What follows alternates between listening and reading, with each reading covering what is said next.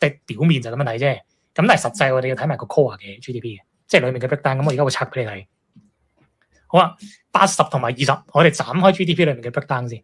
嗱，80% 呢個咧叫做非周期性嘅板塊或者區塊啦。佢裡面包含咗啲咩咧？喺個 GDP 裡面，第一咧就係基本服務，第二就醫療支出，第三咧就係非住宅嘅投資，第四咧就係政府開支。嗱，呢嚿嘢係講緊咩咧？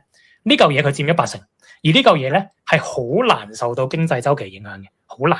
個原因係咩咧？用生活化啲嘅例子去講就得啦。嗱，譬如香港而家經濟都唔係咁好啊，即係大部分人，如果你唔係做金融嘅，你唔係同 IPO 相關嘅，基本上都關你差事噶嘛。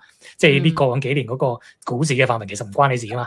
係。咁所以啲兩餸飯先開到周街都係啫嘛，即係明我講咩嘛？或者啲非核心區嘅吉鋪都仲係咁多啫嘛。個原因就係嗱，你見到個周期係向下行緊嘅個經濟周期。咁但係你都要食飯噶嘛，你都要睇醫生噶嘛，你都要住噶嘛，你唔係交租啊買樓嘅咧，你冇得揀噶嘛，你喺香港。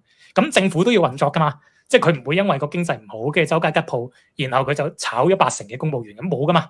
咁所以呢啲咧，佢同經濟嘅周期嘅敏感度係好低嘅嚟，即係話就算個經濟真係趴咗喺度都好啦，呢啲係冇得 cut 㗎。